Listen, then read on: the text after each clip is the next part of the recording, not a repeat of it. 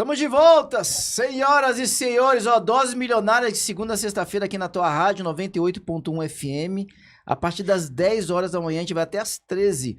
Coloca na agenda e acompanha com a gente, sempre conversas excelentes, muita oportunidade para você poder aprender muita coisa e crescer.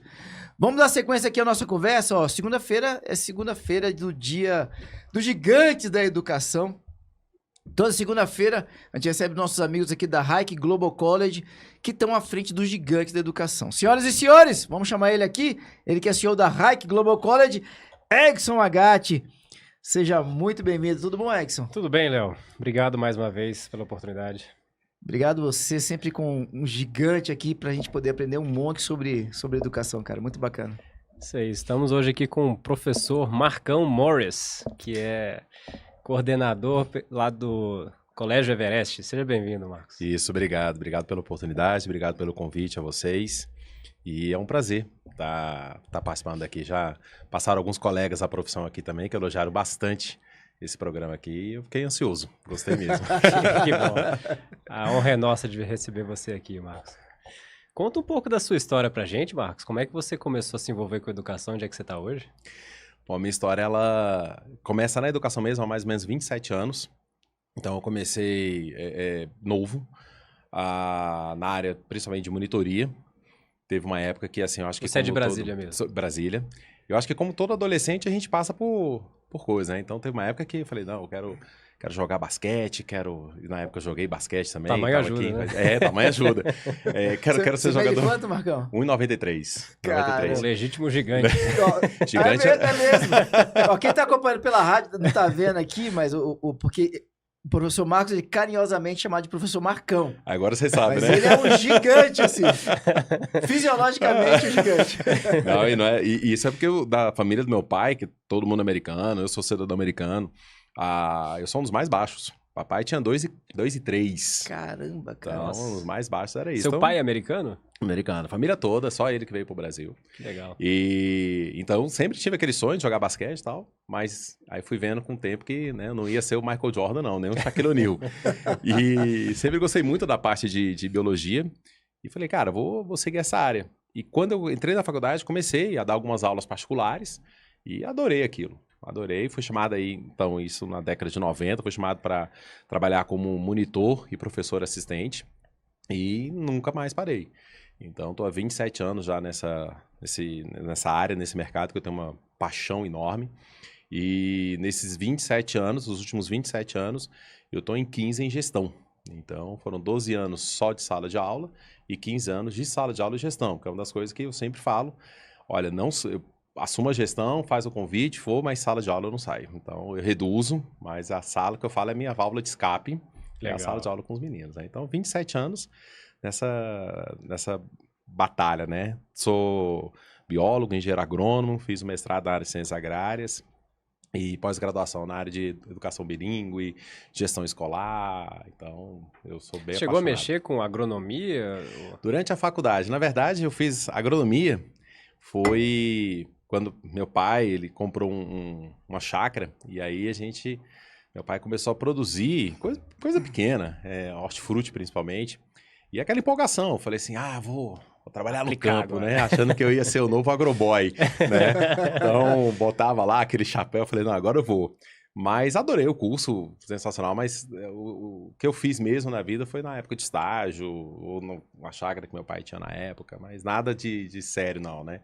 Tive a oportunidade e a honra de trabalhar como estágio na Embrapa, então, que foi onde eu aprendi muito da área da biologia também, na prática, né, porque, querendo ou não, as universidades ainda é muita teoria e não tem tanta prática. Então, a Embrapa me possibilitou, na época com o Dr. Dário Grattapaglia, que eu não sei nem se ele ainda está na Embrapa, se já aposentou, mas é um fenômeno na área, um pesquisador, assim, de renome muito grande. Então, foi um prazer muito e aprendi muito com ele também, né? Então, a Embrapa. E a parte de estágio em fazendas, eu acho que me ensinou muito a também lidar com pessoas. Sim. Fazendas, assim, quando você vai fazer algum estágio, você tem que aprender a lidar. Então, isso foi muito importante para mim também. Eu gostei muito. Legal. Tem uma parte da história do Marcão que se a gente não perguntar, o pessoal vai ficar bravo com a gente, porque gera muita curiosidade. Porque uma coisa assim, quando a gente fala que o brasileiro vai para os Estados Unidos, se eu não me engano, depois do México, o Brasil é que mais manda a gente para lá, ou num termo melhor, Depois do México, o povo que mais quer ir pra lá é o brasileiro, se eu não me engano. Uhum. Você vai parar lá em Orlando. Então, Califórnia é quase Brasil já. Por que seu pai veio pra cá, Marcos? Cara, uma história... E olha só, essa história foi bem bacana. E é a primeira vez que eu conto a história aberta, assim. As pessoas mais próximas é que sabem, né? Cara, por incrível que pareça, eu descobri isso. Em 2019, meu pai faleceu. E eu estava nos Estados Unidos com a minha tia. E meu pai já não estava muito bem de saúde, tanto que eu falei, pai, eu não quero viajar, não vou viajar. Ele falou, não, vai que eu preciso falar com minha irmã. Minha tia nunca foi adepta à tecnologia. Minha tia, ela olhava e-mail uma vez por semestre, sei lá o quê, né? E falava de WhatsApp, ou mensagem. O WhatsApp também não é muito conhecido nos Estados Unidos até hoje. Mas falava de mensagem, ela, que isso, esse celular não presta, não sei o quê. O Marcão, que ele vai falar um monte de coisa aqui que o pessoal não acredita, né? Alguém do Brasil fala assim, como é que você... Repete o negócio do WhatsApp que eu não entendi o que você falou. Não, os Estados Unidos não usam o WhatsApp. Meus primos com lá, só eu falo por WhatsApp. O resto tudo por message. O SMS. SMS, não tem? Eles não são muito adeptos, não. E aí, com minha tia conversando, depois que ela desligou o telefone no WhatsApp, meu pai, eles ficaram 1 hora por vídeo chamada, conversando depois de, sei lá, 8 anos sem conversarem por telefone, né? Só por e-mail. E aí desligou o telefone e eu tive a pergunta. Eu falei assim, nossa, Annie, interessante, né, meu pai, por que ele foi estudar no Brasil, né? E ela falou assim, porque ele tinha que terminar, né? Ele terminou os estudos dele aqui em teologia e foi servir lá no Brasil. Eu falei, servir? Como assim servir? Aí ela ficou pálida, cara. Você não sabia? Eu falei, não sabia o quê? Aí minha esposa ao meu lado, o que tá acontecendo, né? Aí ela, seu pai era padre.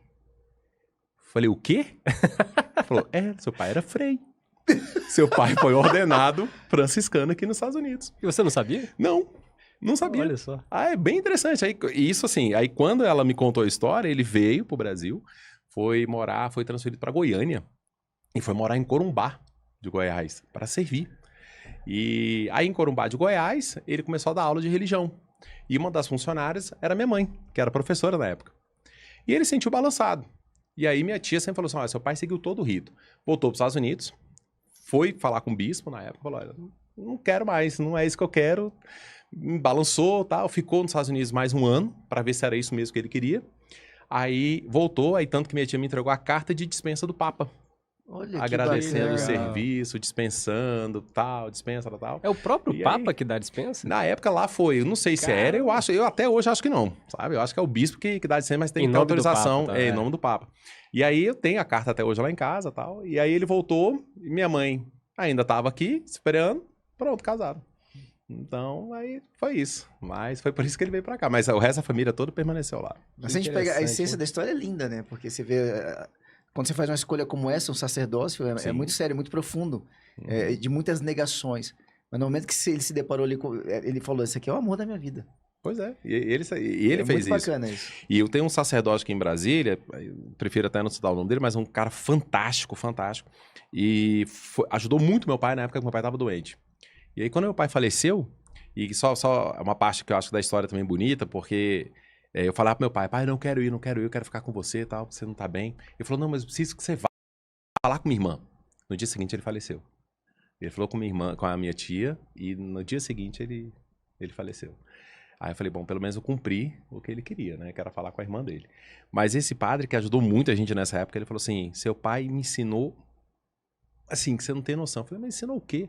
Ele falou, porque eu não conseguia aceitar padres largando para casar. Seu pai me mostrou um lado dele, de família, que hoje eu falo, pô, bacana. É a memória boa, né, que a gente tem. Então, isso que é mais importante. Muito legal. Feliz com essa história. Você é filho único, Marcão? Não, somos 3 lá em casa. Somos 3. Um já tá de volta nos Estados Unidos, o mais velho. Aí o mais novo, que é veterinário, tá aqui em Brasília. E eu aqui. A área de educação, só você? Só eu. Só eu na Legal. área de educação. Voltando para sua carreira como educador, como é que foi essa transição de professor para depois administrador? Olha, eu vou ser muito honesto, Léo, não foi nada simples, não. Na época eu estava no grupo SEB, na escola SEB Dinos, aqui em Brasília. E então, o coordenador que estava na época, ele pediu para sair da coordenação. Ele falou, olha, tô achando muito pesado, não tô legal, quero ficar só em sala de aula mesmo. E aí então o diretor na época ligou para os proprietários e falaram, ó, não tem mais coordenador. Ele falou, quem vai ser o coordenador? Ele falou, eu acho que tem que ser o Marcão. E eu não sabia de nada disso. E aí, então, o presidente do grupo falou assim, não, então pode botar ele aí. Chama ele e bota. E aí, fui chamado, antes do recesso de julho, chamaram na sala dele, o professor Claudinho, que é um cara que eu devo muito, muito a ele. Ele virou pra mim e falou assim... Não foi nem um processo seletivo, né? Não, nada. Você ter escolhido, Exatamente. tá resolvido. Aí esse Claudinho me chamou na sala dele e falou assim, Marcão, ele é o paulistano, você quer a boa ou a má notícia? Eu falei, ué, cara, como assim a boa ou a má notícia? Eu não entendi não. Falou assim, a boa é que você tá empregado. Eu falei, pô, que bacana. Tô feliz que eu tô empregado aí, né? Eu falei, mas qual que é a má? Ele, você vai sair de sala de aula. Eu falei, como assim, Claudinho? Ele, botei como coordenador. Na hora eu sentei, eu falei, Claudinho, mas nunca fui ele. Aprende, eu também nunca fui diretor. Aí... Qual que era a escola? Isso é Bidinatos. Aí ele falou, você vai aprender, cara. Eu falei, pô, cara, aquela coisa, surpresa. Cara, a primeira coisa que eu fiz, eu liguei pra minha esposa, falei, ó, cancela aí o recesso. A gente já não ia viajar mesmo. Ela falou, o que foi? Eu falei, chegando em casa eu te conto, mas eu preciso parar aqui um pouco. Cara, aí ele sentei com ele lá, eu falei, Claudinho, e aí? Ele falou, não, primeira coisa você tem que aprender o gerenciador, que era um sistema lá da secretaria, né? Aí eu falei, tá, então vamos lá. Cara, ficamos lá aquele semestre, final de semestre, mexendo. Na semana seguinte, eu falei, Claudinho, onde você tá indo? Ele, não, eu tô em viagem marcada. Eu já passei o bastão. Agora você se vira aí. Meu Deus. Cara, e foi isso, assim. E no ano seguinte, o Claudinho era o diretor administrativo. E no ano seguinte, o professor Daniel, que é Daniel Souza, que é um cara também, assim... fantástico, já com anos de experiência em direção, assumiu a direção da escola, e aí ele começou, cara, você quer mesmo isso? Eu falei, quero experimentar isso, então vamos ler, vamos estudar, e aí comecei a ler, comecei a estudar, comecei a fazer vários cursos, principalmente no Coursera, que é uma plataforma que eu sou apaixonado, e curso na área de gestão, mas assim, eu acho que o principal foi a vivência, porque a sala de aula te dá uma vivência como tratar pessoas. Eu acho que gestão, o número 1 hoje que eu aprendi é isso, tratamento com pessoas. Então, um bom gestor, ele tem que, a primeira coisa, aprender a lidar com as pessoas. Então, isso a sala de aula já tinha me dado essa vivência, né? Então, foi isso. Aí comecei nessa área de gestão escolar e, assim, sou apaixonado hoje, sabe? Aí fiz curso na área de educação bilíngue, fiz curso na área de gestão escolar, na área de direção pedagógica. Mas assim, eu falo, a teoria ela é sensacional, mas o que me ensinou mesmo foi a vivência. E ter a oportunidade e a honra de ter tido, nos primeiros passos de gestão, essas duas pessoas comigo. Que realmente me abraçaram, seguraram na minha mão e falou, cara, então vamos. Você quer ir? Vamos. Então não foi simplesmente aquela de toma e se vira aí, né? Os caras seguraram da minha mão, foi. Então o primeiro ano não foi muito simples, não. Mas muitos erros, até hoje muitos erros, mas hoje menos, né? E o que você acha que eles viram de perfil em você para que você era a pessoa certa para ser coordenador, mesmo te pegando de surpresa, assim? Isso foi uma pergunta que eu fiz para eles depois, principalmente com o Daniel. O Daniel falou assim, cara, duas coisas. Você tinha uma entrada muito boa com toda a equipe. Então, eu sempre fui um professor que eu gostei muito de brincar. Sabe? Eu nunca fui aquele professor sério de entrar em sala, cara fechada, olha, matéria. Não, sempre gostei de brincar, sempre curtia com os alunos, inventava histórias pra caramba em sala de aula na época. Então, pra brincar com os meninos. Então, isso foi muito... A primeira coisa que eles falaram é isso, seu jeito que você tem a entrada com os professores, funcionários e alunos. E a segunda coisa que eles viram, e realmente isso bate comigo, não é questão de falta de humildade, mas assim, eu gosto de estudar. Então, a segunda coisa que eles falaram é o fato de você gostar e se interessar. Então, desafios. Né? Tanto que, aprender coisa nova. Né? Aprender coisas novas. Tanto que, para mim, quando eu recebi o convite de onde eu estou hoje, da Escola Everest, cara, eu fui pedir desligamento depois de 16 anos na mesma empresa. Foi difícil? Então, foi difícil. Foi difícil demais. E a maior dificuldade, sem dúvida nenhuma, primeiro que você parte de 16 anos e fala assim, cara, eu estou estável.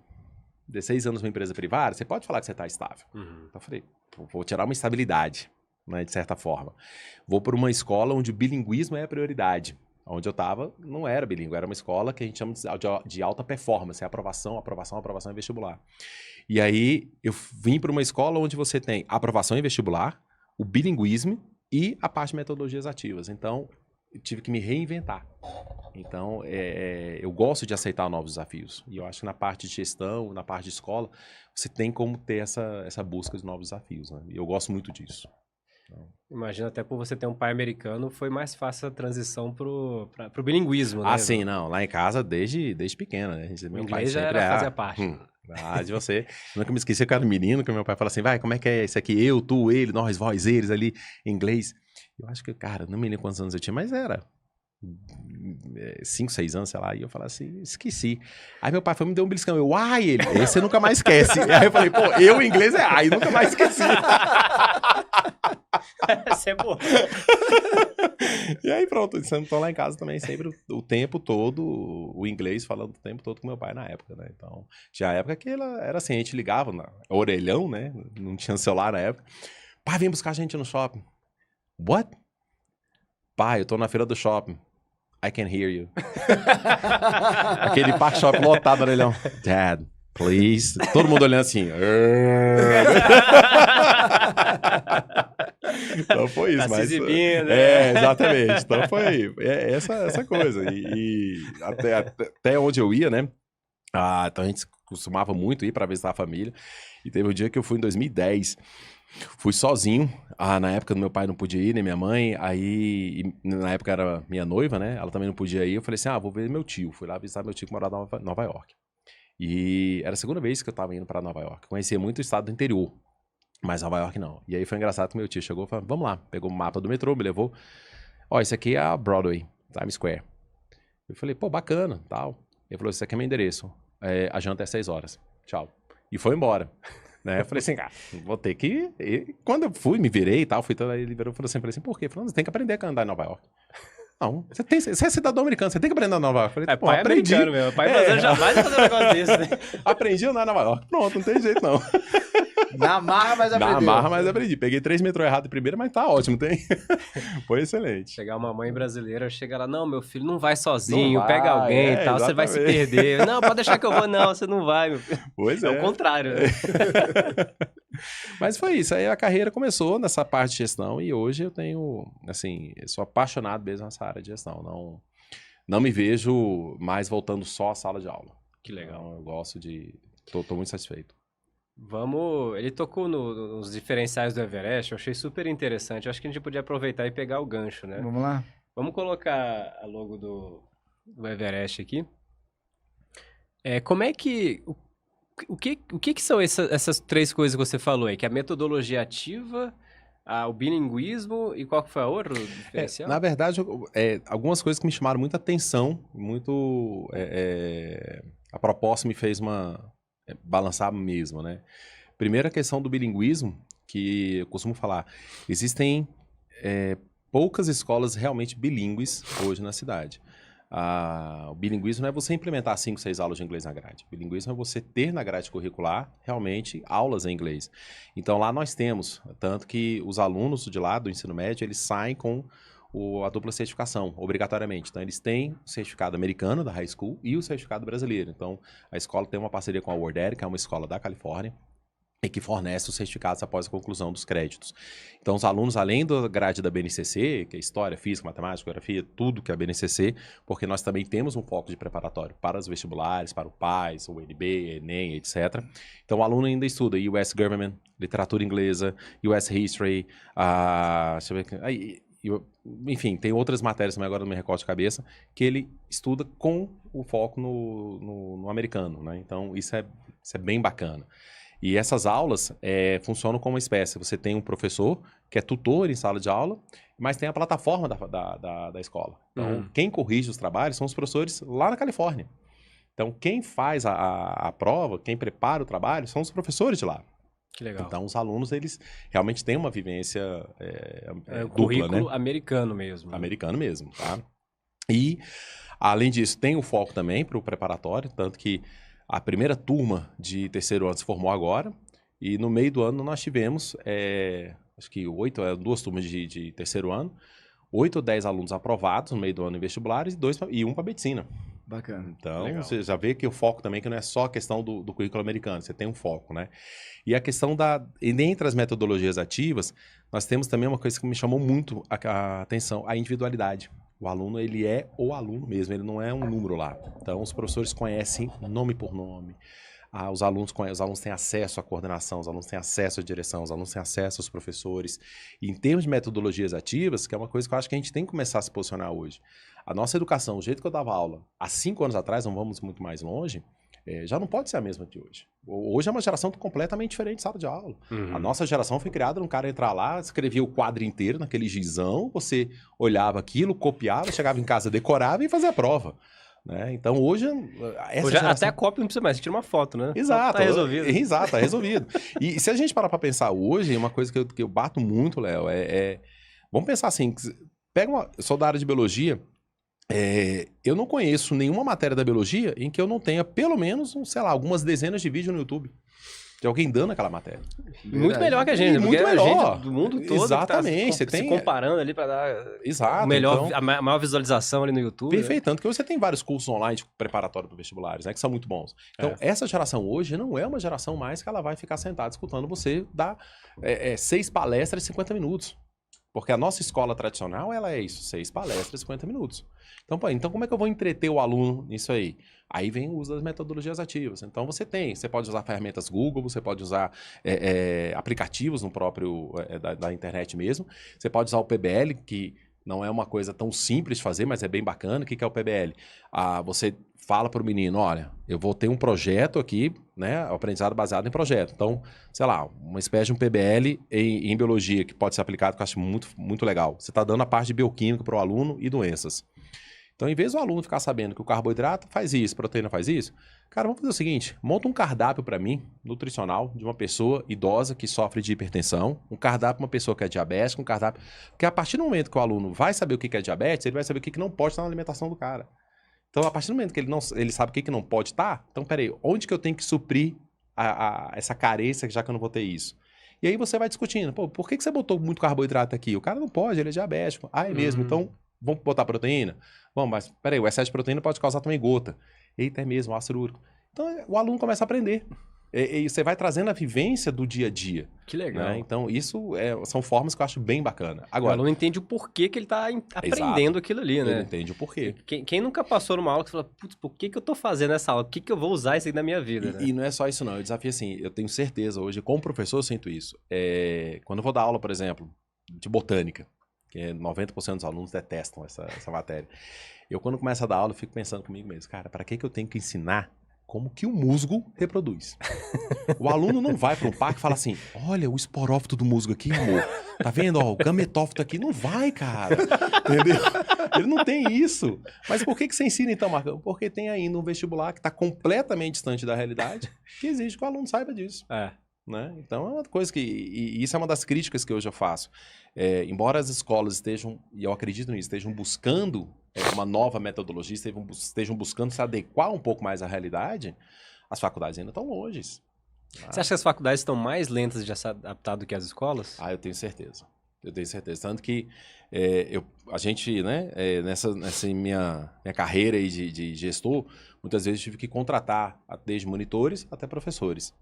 E quando você chama para uma entrevista professores recém-formados, você começa a perceber que os caras estão aprendendo da mesma forma que eu aprendi lá na década de 90. Né? Então, assim, cara, não dá para você aprender na faculdade ainda. A teoria ela é importante, óbvio, não vou discutir isso. Mas você tem que ensinar, principalmente nos cursos de licenciatura, você tem que ensinar o cara a dar aula. O cara sai do curso de licenciatura cru. Ele não sabe nem o que é dar aula. Ele não tem noção. O pior até é quando vai para um curso de pedagogia, né? Exatamente. Então, assim, você tem que ter essa remodelação total. Sim. Então, eu fiquei muito feliz. Teve uma notícia agora no final do ano passado, uma universidade na Bahia, não me lembro agora se foi a estadual da Bahia ou a federal, acho que foi a estadual, que ela está agora, parte das vagas dela, 15%, não me recordo agora, vão ser pelo análise do histórico. Aí você começa a aproximar do sistema americano. Então, você vai analisar o histórico, o que o aluno... Porque no vestibular, o que o aluno faz? Cara, independe se o aluno foi 10. Se no dia da prova ele passou mal, ele acabou um ano. Um ano dele tá fora. Ele vai ter que usar de novo um ano para poder fazer outro vestibular. Basta ele passar mal no dia. Sim. Né? Então, despreza-se tudo que o aluno fez. Mas essa análise de histórico, ela não tem um problema assim de, às vezes uma escola é mais difícil do que a outra. Como é que eu comparo uma escola com a outra? Sim, aí você teria que também, e aí eu não tenho resposta para isso, mas você teria que repensar, não é uma coisa tão simples, né? Sim. Mas que eu acho que os vestibulares têm que começar a sair um pouco do tradicional. Sim. E eu entendo que quando você pega uma universidade como Brasília, que é uma universidade enorme, uma universidade de excelência, não é fácil você fazer esse processo também. Né? Mas está na hora de você, de repente, repensar. Pô, então vamos fazer 2 fases? Então, uma fase geral para todo mundo e uma fase específica. O cara que é medicina, então tá, vou pegar aqui pesado em química, em biologia, matemática, inglês, eu acho que e português, não tem nem que discutir, essas 3 têm que estar em todas as áreas. Mas, de repente, o cara que vai fazer medicina, ele não precisa ter um conhecimento tão amplo de geografia. Ele não precisa ter um conhecimento tão amplo de história. Sim. O cara vai fazer direito, de repente, para que ele vai saber de birófita? Sim. Né? Então, acho que essa é uma das coisas que pode... No sistema americano, a prova é só de inglês e matemática. Né? O SAT é O SAT. isso, exatamente. Então, é uma prova que você pega conhecimentos gerais ali dessas 2 áreas e faz, né? A pessoa sabe, tá medindo se a pessoa vai conseguir saber estudar alguma coisa depois, Isso. né? Que é a interpretação de texto, basicamente, gramática. Ou nos cursos de saúde como eles quantitativa. têm, que é o chamado pre-med, né? Que o aluno ele entra lá, que é uma espécie de 2 anos de técnico, e a partir de lá, dependendo das notas dele, ele pode ou não ir para medicina, ou ir para odonto, ou ir para enfermagem. Sim. Então, acho que isso também é válido. Então, eu não tenho uma solução definitiva, mas o que está na hora da gente repensar também enquanto faculdade, universidade, e a universidade precisa estar mais alinhado com o ensino médio. Mais alinhado, que eu digo, próximo, né? Então... Legal. Voltar nesse ponto depois, só um comentário. Uma dificuldade que eu venho do ensino superior, e a dificuldade a mais que eu vejo no ensino superior comparado com as escolas é que no ensino superior você precisa dos especialistas que não necessariamente sabem qualquer coisa de pedagogia, né? Então você pega, sei lá, o contador ou a pessoa de finanças, o médico, né? Imagina um médico dando aula, o cara nunca pensou para dar aula, ele conhece da medicina. Sim. Aí você tem que chegar e falar, agora você precisa ser um pedagogo aqui dentro de sala de aula. O desafio é muito maior do que pessoas que já são pedagogos por vocação que estão na escola, né? Então acho que esse é um pouco da dificuldade do pessoal do ensino superior. Tem. Não, eu não tenho dúvida disso. Eu acho que, assim, e precisa de especialistas, eu não tenho dúvida disso, e principalmente na área de direito. Você não pode botar um cara qualquer para dar direito constitucional, Sim. Um cara qualquer para medicina, a mesma coisa, engenharia e tal. Mas eu acho que pelo menos a gente tem que começar nos cursos de pedagogia. Porque aí não tem desculpa. Exatamente. Esses cursos de licenciatura, eles têm que começar a ter professor mesmo. Né? Não só o especialista, o cara que não, eu sou departamento de história, eu sou doutor em Constituição Brasileira, vou dar... Cara, mas tudo bem, como é que eu posso trabalhar a Constituição Brasileira, então, em sala de aula? Me traga, né, opções diferentes de trabalhar. Então, acho que pelos cursos de licenciatura a gente tem que começar a ter... Tem coisa tão absurda que a gente às vezes vê um curso de metodologia ativa sendo feito de forma expositiva, né? Exato. Eu já vi isso. É o curso que você não tem nenhuma prática disso, né? E os cursos, eu fiz 3 cursos que eu achei fantásticos nessa parte de metodologias ativas. Então, embora 2 deles tenham sido online, mas o cara, mesmo no online, eram aulas ao vivo. Então, você tinha que estar lá e você tinha que fazer o seu projeto e entregar para os caras. Aí é legal. Né? Que era o pessoal do grupo Moonshot, que é um grupo que eu acho fantástico eles. Então, você fazia em casa e você tinha os trabalhos em grupos. Então, isso é bem legal. Você aprende na prática. Legal. Né? Isso que é o diferencial deles. E como que você acha que as escolas podem se integrar mais com as faculdades? Eu acho que está faltando abertura, principalmente das faculdades em relação às escolas. Pelo que eu sinto na minha experiência, as escolas querem se aproximar, sim, das universidades, querem dar dicas, querem estar mais próximos. Mas muitas vezes falta espaço da própria universidade. Né? As particulares hoje estão se abrindo. Então, hoje você tem um rol de instituições particulares que estão se abrindo realmente para tentar mostrar o serviço. Porque na nossa época, eu posso falar isso, a gente tinha aquela visão de que se você não passar na federal, você não vai ser nada. Se você vai fazer particular, você não vai conseguir um mercado de trabalho. Hoje em dia, isso acabou. Então, eu tenho particulares hoje que dão um banho em muitas federais aí. Né? É óbvio que isso aqui não estou entrando em desméritos federais, pelo amor de Deus. Sou formado na UNB, tenho muito orgulho de ser formado lá, sou apaixonado pela cara da universidade. Mas hoje você tem um leque muito grande de faculdades particulares também que proporcionam uma visão realmente mercadológica, né? Que proporciona uma visão real do que com é. Um ensino de qualidade. Com um ensino de qualidade. Então você tem muitos especialistas que hoje estão em federais e em particulares. Então, os caras hoje estão lá. Né? Então, essa proximidade com as particulares a gente já tem. Com as federais, mais uma vez, eu não sei como chegar lá também, mas eu acho que falta uma abertura, chegar e escutar. Né? E escutar não é simplesmente você abrir, vou abrir aqui um momento, um espaço de 5 dias para escutar vocês. Não é abrir um espaço de 5 dias. Vamos discutir. Então, a UNB começou a dar um passo que eu achei importante agora, na elaboração da matriz do PAS, vários professores, inclusive conhecidos meus, participaram da elaboração da matriz. E a prova, hoje eu posso falar, a prova dos alunos da primeira etapa do ano passado foi uma prova mais próxima ao que eu acredito. Não foi uma prova de decoreba, não foi uma prova de cálculos absurdos, foi uma prova voltada à filosofia da ciência. Para que eu estou estudando isso? Tá, aí sim você começa a ter uma visão um pouco mais do jovem, né? Pô, beleza, esse aqui me interessa, esse aqui é mais fácil. Aí você passar para o jovem, cara, física, que era o terror da minha época, acho que ainda é, né?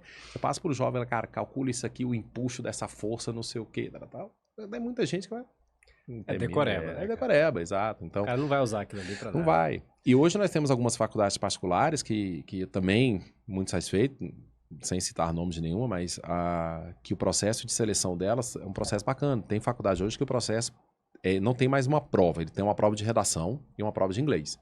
Mas o processo de seleção são 3 etapas, onde você tem entrevista individual, que eu acho fantástico. Uma, que é trabalho em grupo. Os caras começam a ver como que o aluno está no trabalho em grupo. Porque hoje, assim, qual profissão, se tiver eu desconheço, que você sozinho você consegue fazer as coisas. Você precisa aprender a gerenciar, você precisa trabalhar em grupo. E trabalhar em grupo, você vai trabalhar conflitos, resolução de conflitos, você vai trabalhar autoestima, você vai trabalhar oratória. Sim. Então é isso que o mercado está exigindo hoje do pessoal. Né? Sim, sim. Que se aproxima dos processos seletivos que as empresas fazem, né? Uhum, muitas. Uma empresa que sempre destacou, quando eu estava fazendo agronomia na época, eu fiz uma seleção para estágio da Pioneer.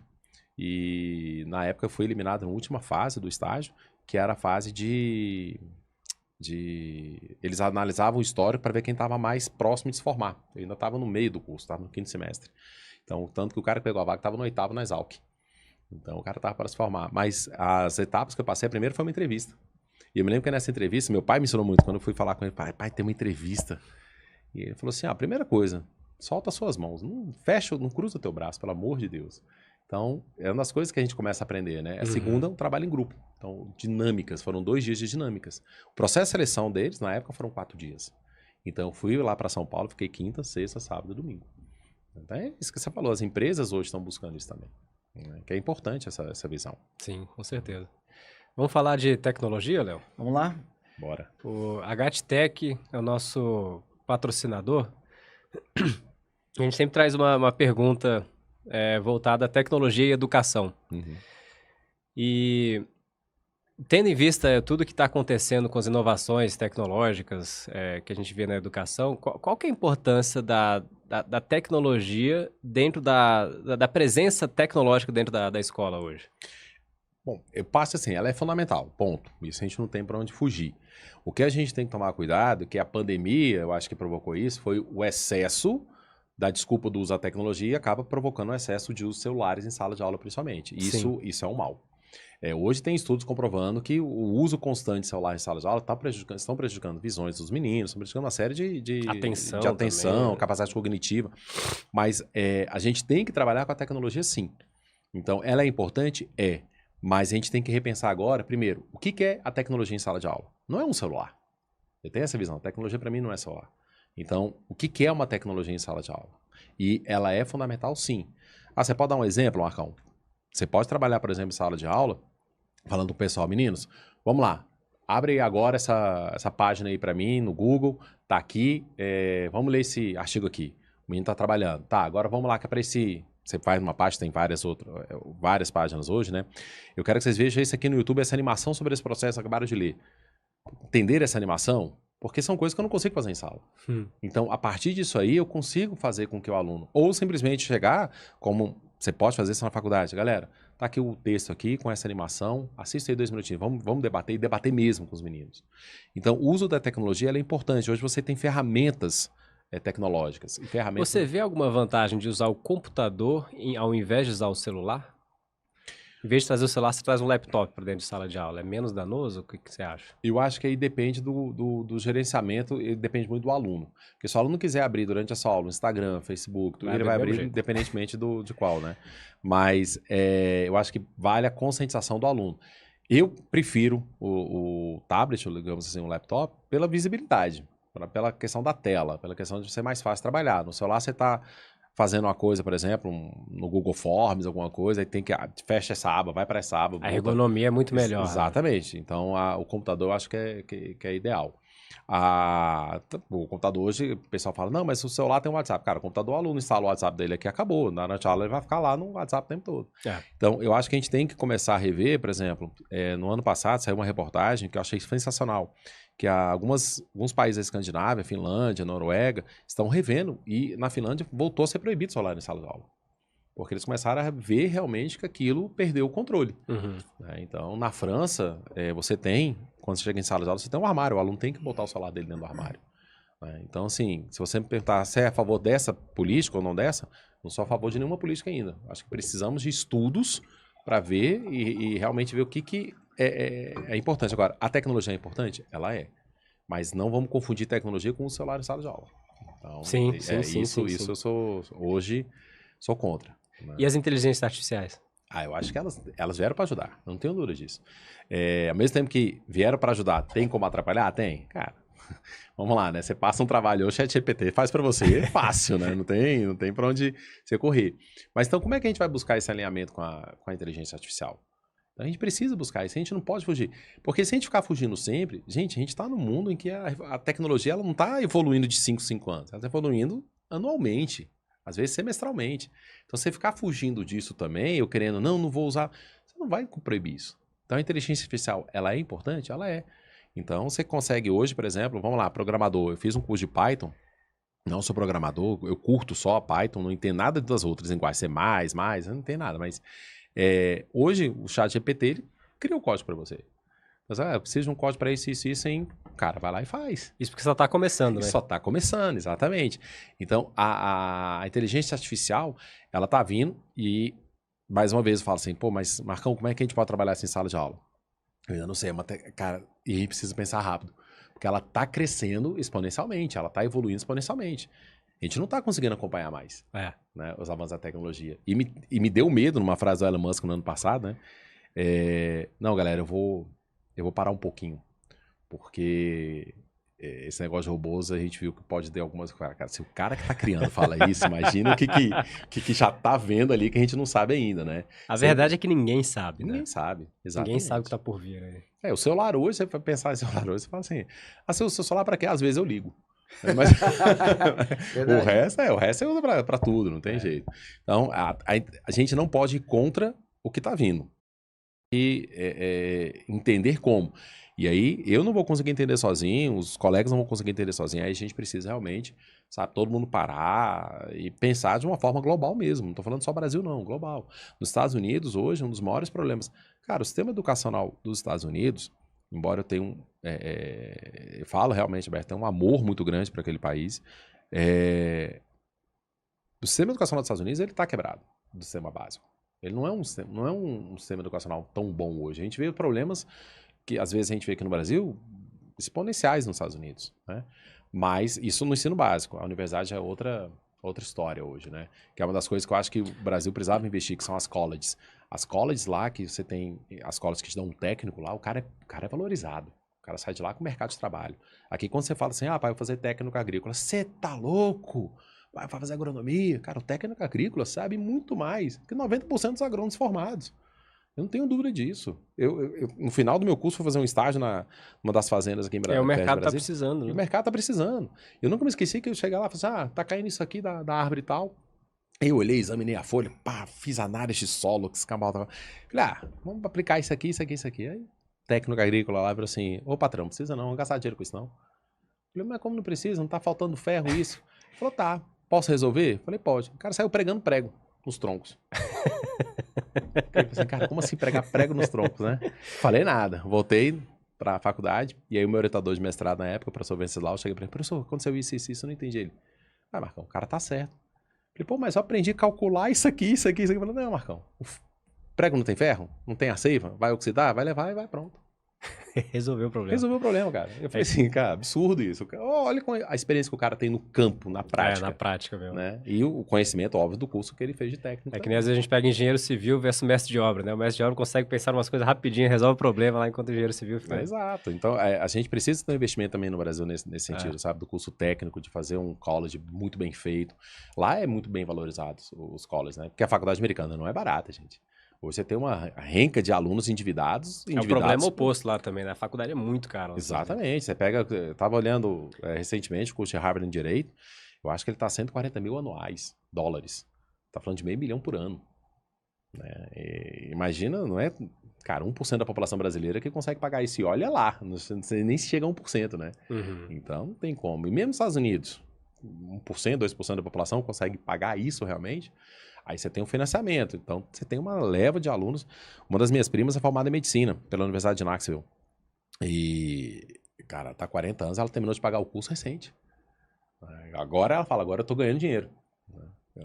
Tem esse investimento, o retorno também deles na medicina lá é muito, muito alto. Então agora ela tá tranquila, mas pagando faculdade, absurdo, né? Então, mas a gente tem que repensar essas coisas todas. Legal. Recomendação de livros. A gente tá falando sobre isso antes do podcast, eu achei super interessante. Olha, eu tenho alguns livros. Um que eu vi aqui, desse... Pode pegar aqui? Pode pegar Dale Carnegie, né? Opa, do Dale Carnegie. Esse Como Fazer Amigos, Influenciar Pessoas, cara. Esse livro aqui eu acho que não é só para quem vai trabalhar em administração, não, isso aqui é para a vida. Isso aqui é um livro que eu aprendi muito a levar para a vida mesmo. É um livro fantástico. O outro na área de educação, que foi o que a gente estava conversando antes do podcast, A Menina da Montanha. Esse livro me encantou. Conta um pouquinho pra gente aí, Marcão. Esse livro, a autora dele, ela conta o relato dela, né, no livro. E é uma menina que morava no interior dos Estados Unidos e por questões familiares, os pais sempre se recusaram, principalmente o pai sempre se recusou a levar os filhos para a escola. Então, a menina nunca frequentou uma escola. Ela foi frequentar a primeira escola da vida dela, acho que com 16 anos, uma coisa assim. E hoje ela é professora titular de Harvard. Então, e ela é nova. Mas o salto que ela teve... O salto absurdo. E foi uma menina que, você está falando de uma época passada nos Estados Unidos, onde você tinha, né, a questão da mulher apenas como um objeto de você vai preparar comida, vai lavar a casa, vai esperar teu marido, que ano que era isso, mais ou menos? O livro, 1960, 70. Então, na década de 60, 70 É uma sociedade bem machista. Bem ainda, machista ainda, né? Então... e o pai, aquele cara bruto mesmo, né? Do interiorzão, o cara criado assim. Você vê que o cara não tinha, não teve a educação também suficiente, era um cara bem, bem bruto, não era polido. E era um cara que mandava e desmandava na família inteira. E ela lutou contra isso. Ela sempre respeitando o pai.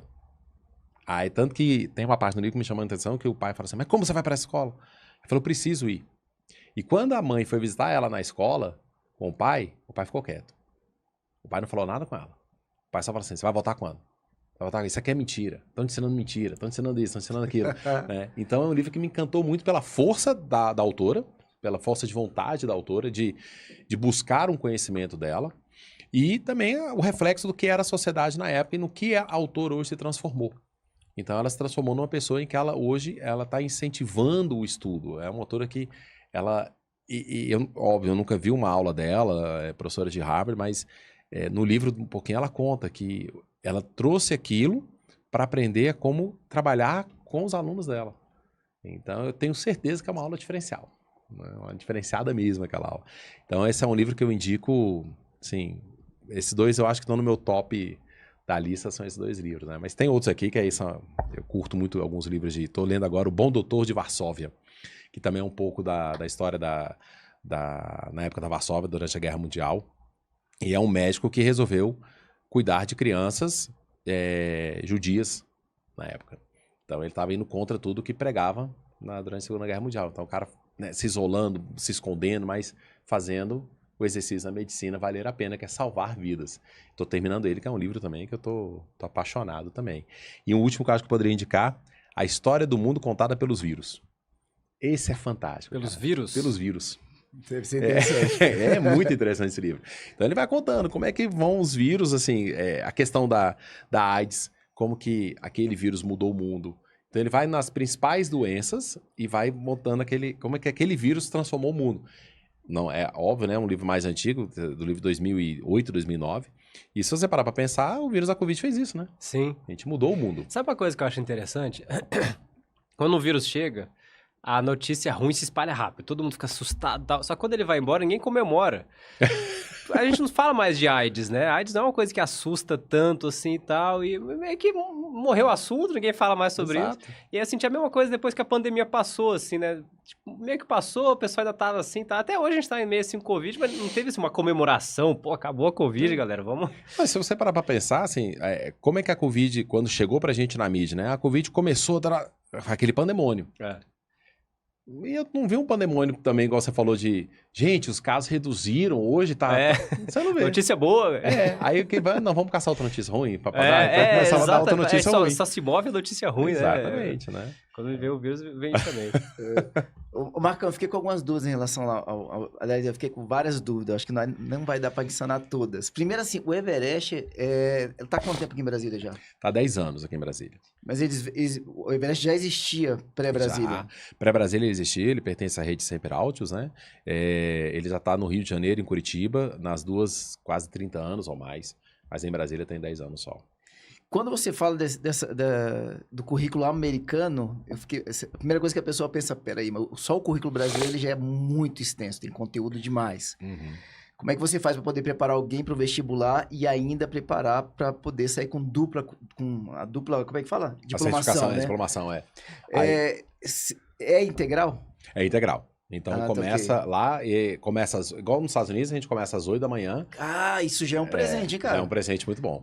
Olha, porque assim, é uma maldade botar a menina para estudar 7h20 da manhã, dá, meu cara, Deus do céu. Eu estudava 7. Lá olha não. Aí, ensino médio. A gente começa, eu comecei às 7h10 na época, quando eu estava no ensino médio era 7h10. Então ela vai de 8 até as 4h15. Então, até as 16h15 o aluno tem um horário do intervalo do almoço, então o aluno fica realmente lá. É integral. Então, ele tem todas as matérias e, incluindo isso aí, você tem tudo. Educação física, filosofia, sociologia, todas as matrizes curriculares e os itinerários. Né? Então, com o novo ensino médio que começou na época do governo Temer, que foi implementado, que é uma coisa que eu acho que a gente está começando a caminhar para realmente o que eu acredito hoje. O itinerário não pode perder isso, gente. A gente não pode acabar com isso. Então, os itinerários formativos, eles vão começar a dar para os alunos realmente base para aquilo que ele quer seguir na vida dele. Então, lá no Everest, por exemplo, entre os itinerários que a gente ofereceu ano passado, nós tivemos mandarim. Cara, teve uma procura absurda. É mesmo? Mandarim, tivemos turmas com 15 alunos. Né, porque tem um máximo de turmas por itinerário. Então, mandarim, Libras, escola de negócio, educação financeira. Que legal, que legal. Enfim, vários outros. Então, acho que esse itinerário é isso. A galera vai buscar, eu quero seguir isso. Tivemos uma voltada para a galera de medicina, que é primeiros socorros. Então, quero fazer medicina, vou aprender isso aqui. Não, eu quero mexer com negócios, business. Então, vou fazer educação financeira, vou fazer escola de negócios. Que legal. Então, esse é bem, bem bacana mesmo. E você trouxe uma questão muito interessante, que é essa relação do professor com o aluno, uma relação pessoal. Isso. Como é que vocês conseguem isso? Qual que é a quantidade máxima de alunos por turma, por exemplo? No máximo 33, se eu não falei a memória. 33. Como é que você trabalha para você ter essa interação que, de repente, é tão desafiador em outras escolas aqui em Brasília? Eu acho que a questão do número de alunos reduzidos em salas já ajuda bastante o professor. Então, você acaba que você consegue dar uma atenção, andar em sala, conversar com os alunos, tudo. Então, isso é uma coisa vantajosa. E o fato de nós termos... Marcão, peraí, desculpa, cara. Porque 33 não é pouco, não. Não, né? mas hoje para Brasília... Então, eu queria te perguntar isso. Uma média de uma escola particular são quantos alunos em sala de aula? Hoje depende muito da escola, mas eu acho que a grande parte trabalha em torno de 45, 50. Então, essa é uma média por aí. E que também, assim, você tem que responder mercadologicamente, você tem que pensar na empresa também, né? Então, mas lá você tem esses 30 e poucos alunos, que é um número, eu acho, fantástico. Então, hoje a gente consegue trabalhar em grupos, fazer com que os meninos trabalhem mais dinâmicas. Então, isso é uma coisa também bacana, né, que eu gosto. Então, eu acho que essa proximidade do professor é isso. E buscar professores que estejam enquadrados a se abrir. Né? Se abrir realmente e buscar, falar assim, cara, eu quero conhecer aquele aluno. Eu quero ver aquela dificuldade. Porque o que eu gosto muito de falar em educação hoje Muita gente, os alunos mesmo falam, né? Ah, conselho de classe, deve ser todo mundo falar mal de agência. Não, gente, cara, conselho de classe e passar dos professores, primeiro que dos professores e os alunos escutando isso, você pode ter certeza de uma coisa. A gente mais fala besteira e de Netflix do que qualquer outra coisa, sabe? Então tem essas coisas. Mas no conselho de classe é importante que o professor ele chegue conhecendo o aluno e fale, cara, esse meu aluno, ele tentou, pá. A nossa média, sei lá, vamos pegar uma instituição, a média é 6. Mas o aluno, de repente, aquele 5 daquele cara, foi 10, bicho. Então, o cara se esforçou, o cara fez tudo, o cara lutou, mas ele tem uma dificuldade, velho. Eu não sei de tudo. Então, eu sempre tive dificuldade em história, sempre tive dificuldade em português. Ah, na época, na escola que eu estudava, a média era 7. Cara, o meu 7 em português era meu 10. Sabe? Porque eu nunca entendi aquele negócio de oração. É tanta oração, meu amigo. Sabe? Pra mim, briotas e coisa tá no mesmo patamar. Então, cara, pra que eu preciso saber, sabe? Então, assim, é a minha dificuldade. Mas eu lutava pra tirar o 7. Eu ralava pra tirar o 7. Então, cara, meu 7 é isso. Meu 10. Né? Eu sei que, por exemplo, português... Ah, mas você usa o português até hoje. Claro que eu uso. Eu sei escrever bem. Eu tenho uma boa escrita. Eu sei que eu tenho uma boa oratória. Mas eu não sei os detalhes da escrita. Eu sei escrever, eu sei como perceber que, pô, tá faltando uma vírgula aqui, mas por que você botou aqui? Eu não sei a regra, mas eu aprendi a escrever. Então a mesma coisa, é a questão de você saber empregar. Cara, o cara vai fazer direito, de repente na biologia para ele tem uma dificuldade, a física, ele tem uma dificuldade. A média é 6, cara, o menino foi 5,5. Conselho de classe é importante que o professor saiba disso. Sabe, diferenciar aquele aluno que se dedicou, aquele aluno que foi esforçado. E tem também sempre aquele aluno, cara, não quero isso aqui, que é uma coisa que a gente tem que começar a repensar. Né? Repensar em que sentido? Uma pergunta que eu faço para os colegas de profissão até hoje, que eu acho bem interessante fazer. Se você entrar numa sala de aula e perguntar hoje, para que serve o ensino médio? Qual você acha que vai ser a resposta dessa galera? Passar no vestibular. A grande maioria é passar no vestibular. Mas será que é só para isso? Acho que o ensino médio é uma oportunidade onde a gente aprender a trabalhar em grupo, aprender a fazer mediação de conflitos. Sabe, o ensino médio é uma coisa de vivência social. Tanto que muita gente pergunta, eu sei que nos Estados Unidos o homeschool é liberado. Muita gente fala assim, você é a favor ou contra o homeschool? Depende. Aqui hoje, no Brasil, eu sou contra. Do jeito que tá, eu sou contra. Porque eu sei que o homeschool, a pandemia mostrou isso. Cara, os pais, porque tinham que sustentar, tinham que trabalhar, os pais, muitos não conseguiram dar o sustento, muitos não conseguiram dar a base para o aluno. E o aluno, cara, eu dei aula online, gente. Era aquela tela preta que eu ficava falando o tempo todo, sabe, para os meninos. Ninguém abria a tela, sabe? E você falava assim, gente, tem alguém ainda aí? Sabe? Então, era isso. A gente precisa de maturidade. Mas isso, essas revoluções da educação, não passa só pela escola, tá? Um ponto importante passa pela família, passa pelo aluno. Não é uma coisa que uma mudança que a gente vai ter a curto, médio prazo, não. Essa mudança é a longo prazo. Então, por que o sistema remoto no Brasil não funcionou? Precisa os pais entenderem a questão da importância se for fazer um homeschool. E outra coisa que eu vejo de desvantagem é essa mediação de conflito de sociedade, cara. O jovem precisa estar interagindo no meio. O jovem precisa estar interagindo com as pessoas. Ele precisa aprender a mediar conflitos. Sim. Né? Então, isso... E quando chegar na faculdade, ele vai mediar? Não vai. Aí o problema que a gente tem no sistema educacional. O cara estuda para passar no vestibular. Passa no vestibular, chega na faculdade, faz prova, estuda, faz prova. Aí sai da faculdade e agora? Exatamente. E agora? O que eu vou aprender? Então, por isso que eu vou fazer da minha vida? As faculdades também, elas têm que estar mais aptas a isso, a questão da metodologia ativa. Então, vamos trabalhar em grupo, vamos resolver casos, vamos fazer a resolução. Então, algumas faculdades de medicina hoje, o aluno já vai para o hospital no segundo semestre. Sim, é PBL. Há muitas PBL, exatamente. Isso é fundamental, cara. O cara vai mexer com vida. Né? Eu quase... Gente, sem citar o nome do hospital, tudo, mas eu nunca me esqueci. Uns 11 anos atrás, eu comecei a sentir uma dor forte, subindo, radiando. Eu falei, tô infartando, cara. Meu irmão não era casado ainda, meu irmão tava em casa, falei, cara, corre aqui, meu irmão desceu, leva pro hospital, que foi, eu acho que eu tô infartando. Minha esposa é médica, durante o caminho eu liguei pra ela já era formada, falei, amor, tô indo pro hospital, ela falei, acho que eu tô infartando. Aí, gostei da frase, ela falou assim, você não tá infartando. Eu falei, acho que eu tô, falei assim, se você tivesse infartado, você tava morto, você é novo. Eu falei, pô, você já, né? Minha esposa sempre foi assim, falei, médico é outro patamar, né? Chegamos no hospital, aí deu uma meia hora, ela chegou. Aí, lógico, fizeram eletro, não tinha nada. E aí, quando eu fui ser atendido, cara, o primeiro cara nem olhou na minha cara. Ele bateu aqui na minha barriga e falou, são gases. Falei, cara, pensei comigo, isso não é gás, velho. Isso não é gás, eu sei o que é gás, isso não é gás, tá doendo demais. E aí, assim que a gente saiu do hospital, e que minha esposa... experiência minha esposa virou pra mim e falou assim, vamos ali que eu vou fazer, onde eu trabalho, a gente vai fazer uma imagem. Ela fez a imagem, vocês, cara, você tá lotado, sua vesícula tá para estourar, você tem que ser operado imediatamente. Meu Deus do céu. Eu ia ser pensado por gás. O cara bateu, cara, eu tava sentindo uma dor. Aí foi operado, graças a Deus, bem, particular. Não é justificativa nenhuma, pessoal, a gente tá perguntando isso daqui é porque tá pagando. Exato. Exatamente. Então, se no particular tá assim, no público deve estar pior ainda. Exato. Então, assim, eu não sei o que... E não tô falando que é culpa do cara, não, gente. Como é que foi aprendizado desse cara? A gente tem que rever tudo. Você vai lá pra trás e vai rever uma série de coisas que você tem que puxar pra... Né? Não tô acusando o dedo, não tô apontando o dedo em ninguém aqui. Mas a gente tem que preparar melhor os profissionais, em todas as áreas. Não tô falando só de médico, não. O professor tem que ser melhor preparado, juiz, todo mundo. E até no sentido de, às vezes, não é nem falta de conteúdo pra pessoa, mas um valor que ela tem que trazer pra vida dela de humildade intelectual, por exemplo. Eu não sei das coisas, às vezes eu não sei, eu não preciso falar que eu sei de tudo, né? Exato. E aí o professor tem que ter essa humildade. Investigar, porque vamos investigar esse problema aqui, eu não sei o que tá acontecendo, né? E a gente tem que ter essa humildade muito clara. Chegar, um aluno fazer uma pergunta pra você e falar, cara, não sei, posso trazer a resposta amanhã? Sim. Porque eu tenho certeza, se eu falar para aluno qualquer coisa, 90% vai copiar. Meu professor falou isso. A resposta é essa. Exatamente, não tem disso. Né? Simbora, meu velho. Vamos lá. Aliás, inclusive, o Marcão teve... Algumas vezes o Marcão falou, eu não tenho resposta para isso aqui, o que representa muito essa questão da humildade, quem tá sempre disposto a aprender. Muito bacana.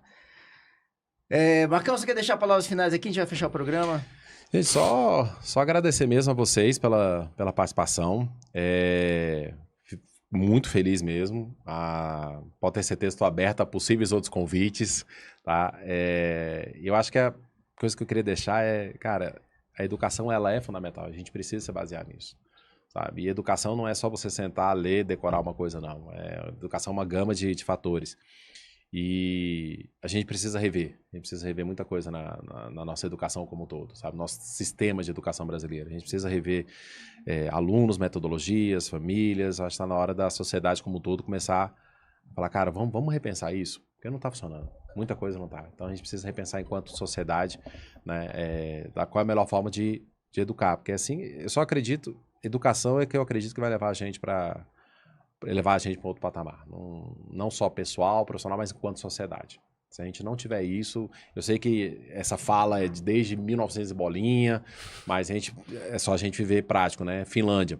Marcão, mas a Finlândia é um país bem menor que o Brasil. Cara, eu concordo. Não tô comparando país, mas um país que em 1970 tinha a inflação que tinha e a educação que estava, e hoje é o que é. Né? A gente não vai ser Finlândia. Nós não queremos ser Finlândia.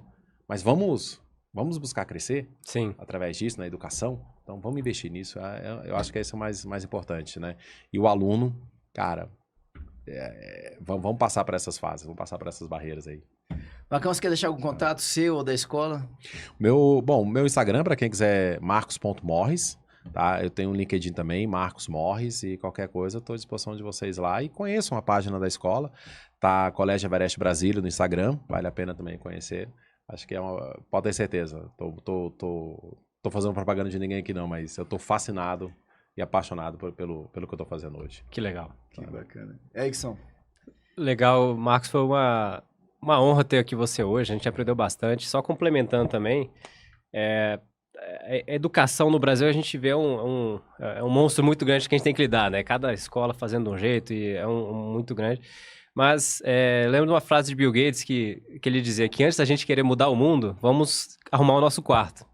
E é o que a gente está fazendo aqui com cada pessoa que a gente conversa, percebendo também o seu trabalho lá na Everest, né? Que você está fazendo o seu trabalho, trabalhando ali nas trincheiras da educação e procurando, como a gente fala, melhorar o Brasil um aluno de cada vez, né? E é isso que a gente tem que fazer aqui como educadores.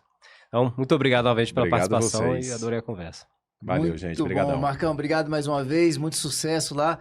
Muito bacana ver essa alegria toda voltada para a educação e essa preocupação tão sincera e verdadeira com algo tão importante para o nosso país. Valeu. Obrigado. Muito bom ter educadores tão sérios assim, tão comprometidos e com a vida tão leve. É isso aí. Conduzir a vida com uma leveza tão bacana como você. O corpo já não é leve, a vida tem que ser. Eu quero agradecer você que esteve com a gente durante toda a nossa programação. Amanhã tem mais Doses Milionárias a partir das 10 horas da manhã. Fique com Deus, valeu demais. Tchau, tchau, pessoal.